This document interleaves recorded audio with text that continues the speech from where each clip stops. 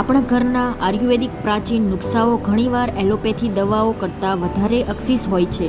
આજે પણ દરેક ઘરમાં કેટલીક સ્વાસ્થ્ય સમસ્યાઓ માટે દાદી નાનીના જૂનવાણી ઉપચાર અજમાવીને ઇલાજ કરવામાં આવે છે અને તેનાથી તરત ફાયદો પણ થાય છે. પરંતુ કેટલાક લોકો એવા હોય છે જે આ સરળ અને અકસીસ નુસ્ખાઓ અપનાવવા વિના જ નાની અમથી બાબતોમાં પણ ડૉક્ટર પાસે દોડી જાય છે અને દવાઓ ખાઈને કામચલણની સ્વાસ્થ્ય સુધારી લે છે. જેથી આજે અમે તમારા સ્વાસ્થ્ય સંબંધિત 30 જાતની તકલીફો માટે દાદીમાના પ્રાચીન નુસ્ખાઓની ખજાનામાંથી સચોટ અને ઝડપી ઇલાજ કરી શકે તેવા ઉપાય લાવ્યા છીએ. તો નોંધવાનું ભૂલતા નહીં. ડગલે પગલે કામ આવશે સરળ નુસ્ખા. જો દાંતમાં સખત દુખાવો થતો હોય તો એલચી, લવિંગ અને જાયફળના તેલને મેળવીને તે તેલને રૂથી દુખાતા દાંત પર લગાવવાથી દર્દ મટે છે. ચામાં અજમાના પાન અને ફુદીનો નાખી ઉકાળીને પીવાથી ખાંસીમાં રાહત મળે છે. કડવા લીમડાની છાલનો ઉકાળો બનાવી તેમાં ગોળ મેળવી 3 દિવસ સુધી રોજ રાત્રે પીવાથી પેટના કૃમિ નીકળી જાય છે.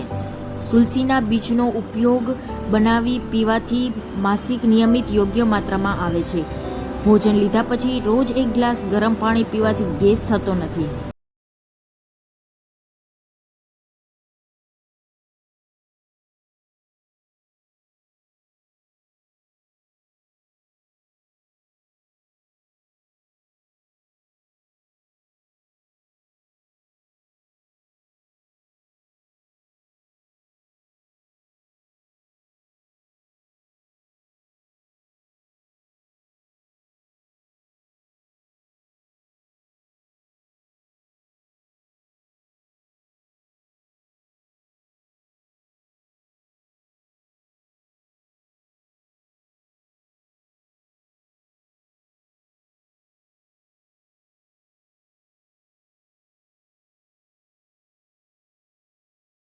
પિત્તની તકલીફ માટે છે. ગાયના દૂધની સાથે આમળાના ચૂર્ણનું નિયમિત સેવન કરવાથી આંખનો તેજ વધે છે.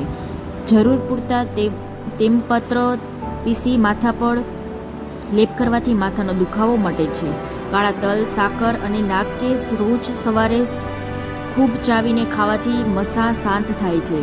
ભેંસના દૂધમાં સાકર અને એલચી મેળવી ગરમા ગરમ દૂધ પીવાથી અનિદ્રા લાભ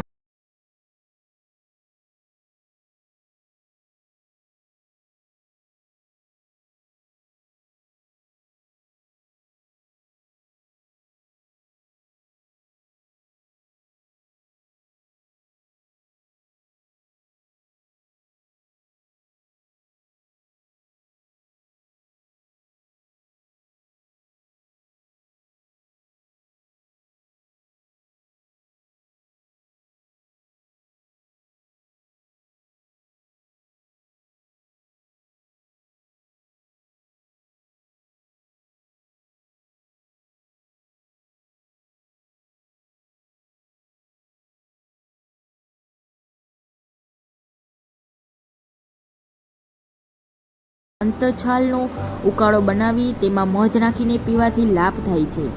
ઘી અને ગોળ સાથે આંબળાના ચૂર્ણની ગોળીઓ બનાવીને લેવાથી પેશાબની બળતરા મટે છે.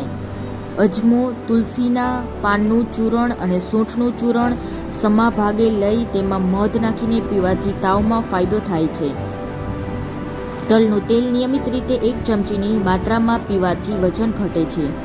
અશ્વગંધા, શતાવરી, યથિસ, મધ ચૂર્ણ અને ગળો ચૂર્ણનું નિયમિત દૂધ સાથે સેવન કરવાથી શક્તિ વધે છે. રોજ રાત્રે મધ, લીંબુ, ગ્લિસરીનના અને ગુલાબજળના મેળવી પેસ્ટ જેવું બનાવી ત્વચા પર ઘસીને માલિશ કરવાથી ત્વચા સુંદર બને છે. લીમડાનો રસ નિયમિત પીવાથી ડાયાબિટીસ મટે છે.